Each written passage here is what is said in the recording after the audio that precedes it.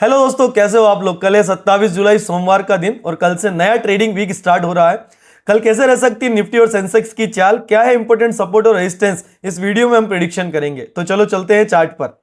दोस्तों, आप लोगों के सामने निफ्टी का 15 मिनट का चार्ट ओपन है। कुछ दिनों से निफ्टी और मार्केट आपको डाउन ट्रेंड में दिख रहा होगा। ठीक है, लगभग 4-5 दिन हो चुके हैं।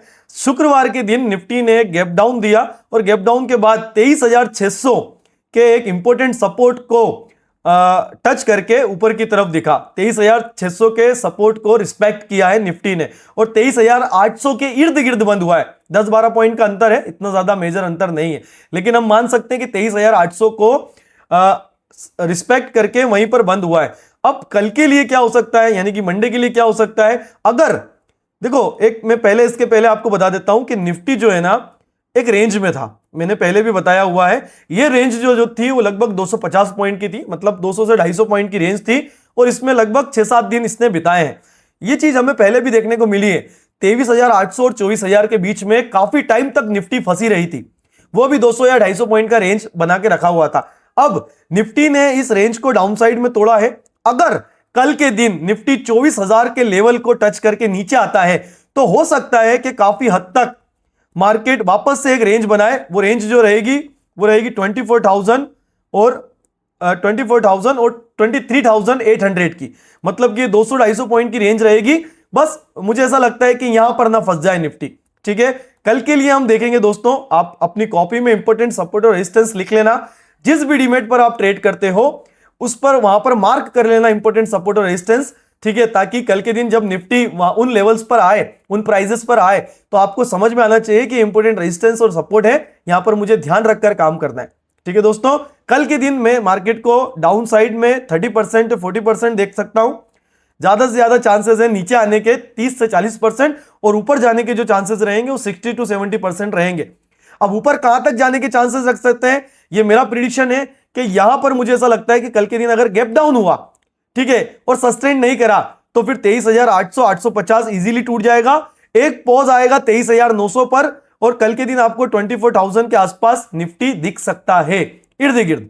ठीक है ना। और अगर कल गैप अप हुआ तो हो सकता है कि थोड़ा सा डाउन साइड आए, गैप फुलफिल हो और ऊपर की तरफ जाए, या गैप फुलफिल ना भी हो तो भी ऊपर की तरफ जा सकता है। मतलब मेरे लिए सबसे इंपॉर्टेंट लेवल जो रहेगा कल के लिए वो रहेगा 24,000, इसके आने के चांसेस हैं। और पहला रेजिस्टेंस जो रहेगा पहले तो वो रहेगा 23,850।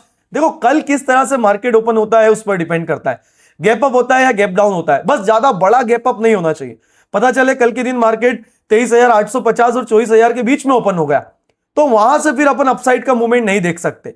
वहां से फिर हमें देखना पड़ेगा कि मार्केट वहां पर सस्टेन करे, थोड़ा सा नीचे आए, गैप को फुलफिल करे, 23,850 या 800 का एक सपोर्ट ले, देन उसके बाद अपसाइड का मूवमेंट दिखे, वो भी 24,000 तक का। मैं कल के दिन 24,000 के ऊपर निफ्टी को नहीं देखना चाहता, ना ही मेरा प्रिडिक्शन है कि सडनली फिर निफ्टी 24,250 तक आ जाए। ठीक है, मुश्किल है, ऐसा नहीं है कि मार्केट नहीं आ सकता, लेकिन मुश्किल है कल के लिए। हां, पर कल के लिए 24,000 और 23,850 ये बहुत इजीली अचीव हो सकते हैं। और मैं मार्केट को 60 to 70% देख रहा हूं कि मार्केट 23,850 को क्रॉस करते हुए 24,000 के इर्द गिर्द दिखे। अगर मार्केट गैप डाउन हुआ तो भी मैं ऊपर देख रहा हूं, अगर मार्केट फ्लैट ओपन हुआ तो भी मैं अपसाइड का मूवमेंट देख रहा हूं, और अगर मार्केट छोटा मोटा गैप अप हुआ तो भी मैं मार्केट को 24,000 के इर्द गिर्द जाते हुए देख रहा हूं। ये मेरी प्रिडिक्शन है दोस्तों। ठीक है, और ये जो प्रिडिक्शन वीडियो है ये ओनली फॉर लर्निंग पर्पस के लिए है, एजुकेशन पर्पस के लिए, कोई बाय सेल का रिकमेंडेशन नहीं है मित्रों। ठीक है दोस्तों, अब यहां पर अगर निफ्टी मतलब ऐसी कोई नेगेटिव न्यूज आ जाती है, जैसे आज तो संडे है, मैं आज वीडियो बना रहा हूं, लेकिन ओवरनाइट मंडे के पहले ही, मार्केट ओपन होने के पहले कोई बड़ी नेगेटिव न्यूज आ जाती है तो आपको फिर ये लेवल्स बिगड़ते हुए दिख सकते हैं।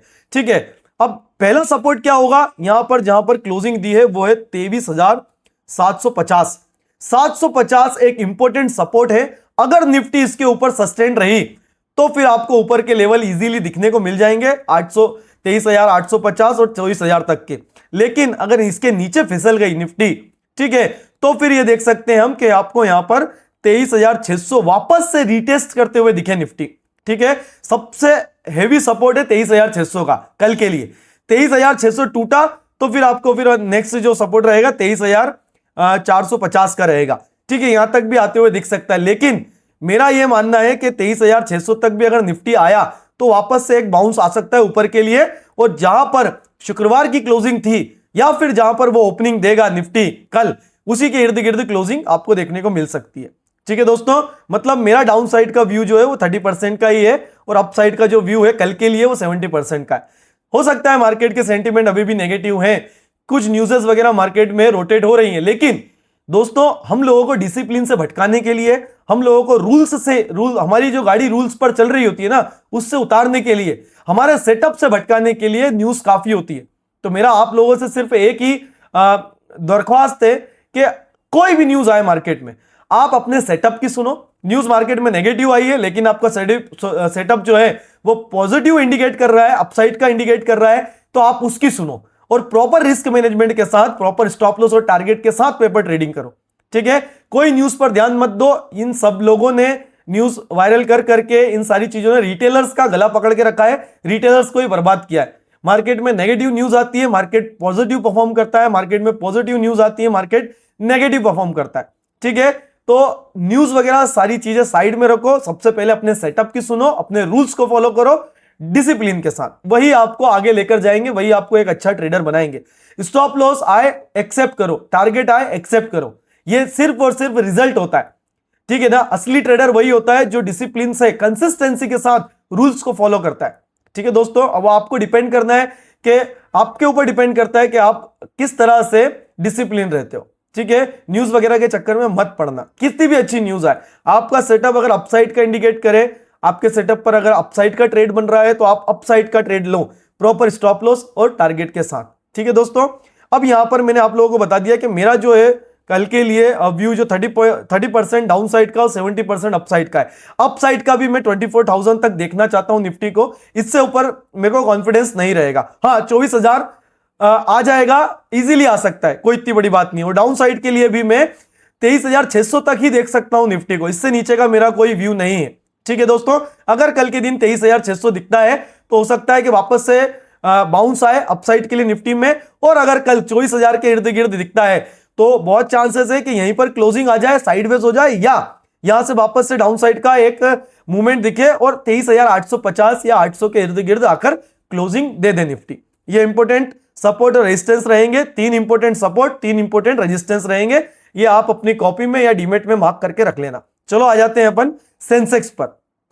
ठीक है, अब सेंसेक्स में क्या हो सकता है कल के लिए देख लेते हैं दोस्तों।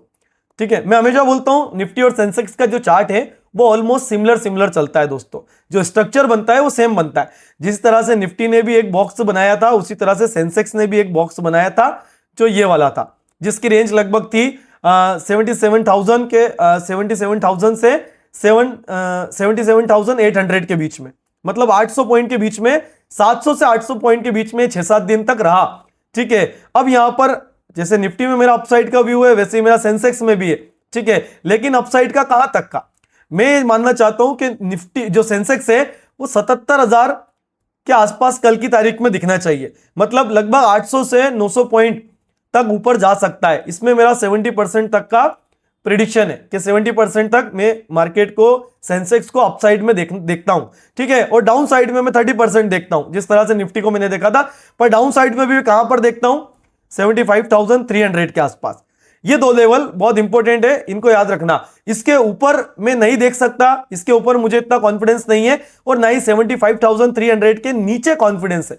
ठीक है, ये बहुत इंपॉर्टेंट लेवल है, अगर ये टूटे तो फिर अगली रेंज खुल जाएगी मार्केट की, वो हम लाइव मार्केट में प्रिडिक्शन करेंगे। ठीक है, तो सेंसेक्स अगर कल गैप अप ओपन होता है तो हो सकता है थोड़ा सा नीचे आकर फिर ऊपर की तरफ जाए, या फिर छोटा मोटा गैप अप होता है, ज्यादा बड़ा गैप अप नहीं होता है, तो फिर कंटिन्यू अपसाइड का मूवमेंट भी आपको दिख सकता है। गैप डाउन होता है तो सबसे इंपॉर्टेंट, सबसे पहला सपोर्ट जो रहेगा वो रहेगा 75,850 का। ठीक है, 75,850 एक सपोर्ट रहेगा, उसके बाद अपसाइड का मूवमेंट आपको देखने को मिल सकता है। अगर ये सपोर्ट टूटा तो काफी ज्यादा चांसेस है कि 75,300 के इर्द गिर्द आपको सेंसेक्स देखने को मिल जाए, और उसके बाद फिर अपसाइड का या फिर साइडवेज मार्केट रह सकता है। ठीक है ना, क्योंकि इतना डाउन जाने के बाद एकदम से ऊपर आना थोड़ा सा मुश्किल हो जाता है, तो हो सकता है नीचे जाए और फिर धीरे धीरे करके साइडवेज टू अपसाइड आए, या फिर धीरे धीरे करके साइडवेज हो जाए। ठीक है, इसके इर्द गिर्द क्लोजिंग मिल जाए। तो दूसरा सपोर्ट 75,300 का रहेगा, लेकिन इसके आने के कॉन्फिडेंस मेरे पास कम है। 30% कॉन्फिडेंस है बस, कि 30% चांसेस है 75,300 तक आने के, लेकिन 77,000 तक आने के 70% मेरा कॉन्फिडेंस है। 70% मेरी तरफ से चांसेस है मार्केट के कि 77,000 के इर्द गिर्द आ जाए, ठीक है। और तीसरा सपोर्ट जो रहेगा सेंसेक्स के लिए वो रहेगा 74,800 का। इसके आने के भी चांसेस बहुत कम रहेंगे मेरे अकॉर्डिंग, ठीक है।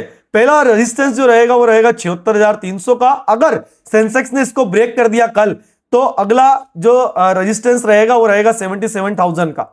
ये इंपॉर्टेंट रहेगा दोस्तों, ये दोनों लेवल बहुत इंपॉर्टेंट रहेंगे, ये दोनों लेवल कल के लिए बहुत इंपॉर्टेंट रहेंगे, और आने के चांसेस भी 70% है इनके, 60 to 70%, ठीक है। और तीसरा रेजिस्टेंस रहेगा 77,800 का।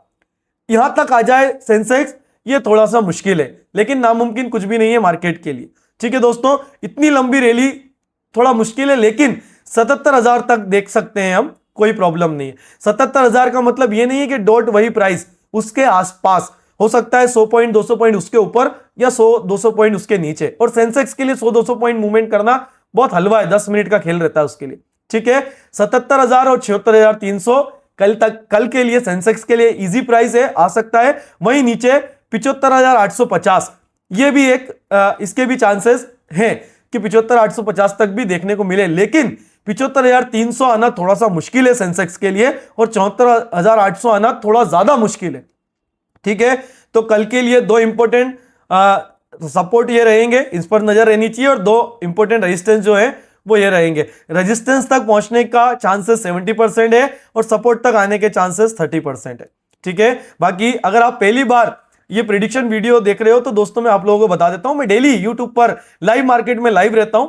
हम अच्छे अच्छे पेपर ट्रेड प्लान करते हैं एजुकेशन पर्पस के लिए। मैं आप लोगों को डिसिप्लिन, रिस्क मैनेजमेंट और पेशेंस सिखाता हूं, रूल्स फॉलो करना सिखाता हूं, जो मार्केट की असली जड़ है।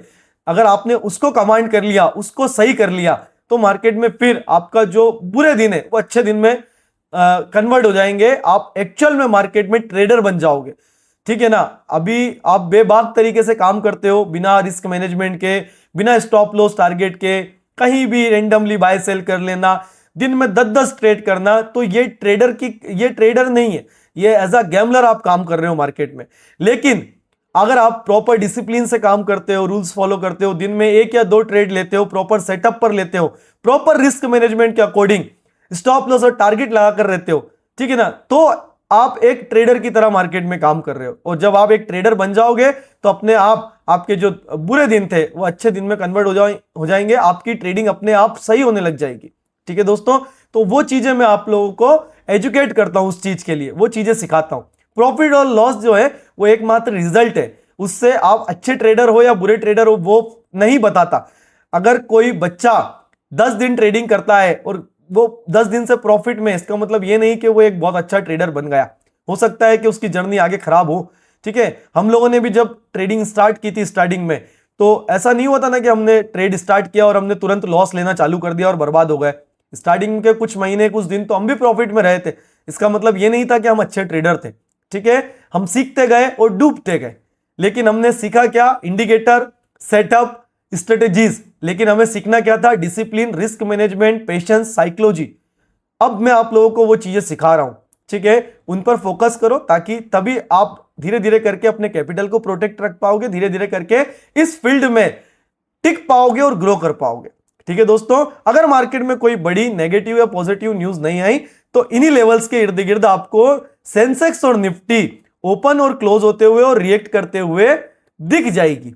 ये भी याद रखना, ठीक है दोस्तों। अगर आप हमारी इंस्टाग्राम या टेलीग्राम फैमिली का हिस्सा बनना चाहते हो, तो आपको दोनों की लिंक इसी वीडियो के डिस्क्रिप्शन में मिल जाएगी। आप वहां से जाकर फैमिली का हिस्सा बन सकते हो। हमारे चैनल को सब्सक्राइब कर लेना, बेल आइकन को दबा देना, ताकि जब भी मैं लाइव आऊं या कोई लर्निंग या प्रिडिक्शन वीडियो आए तो उसका नोटिफिकेशन आपको मिल जाए, ठीक है दोस्तों। डिसिप्लिन रहो, ध्यान रखो अपना। मिलते हैं कल सुबह लाइव मार्केट में, या फिर अगली प्रिडिक्शन या लर्निंग वीडियो में।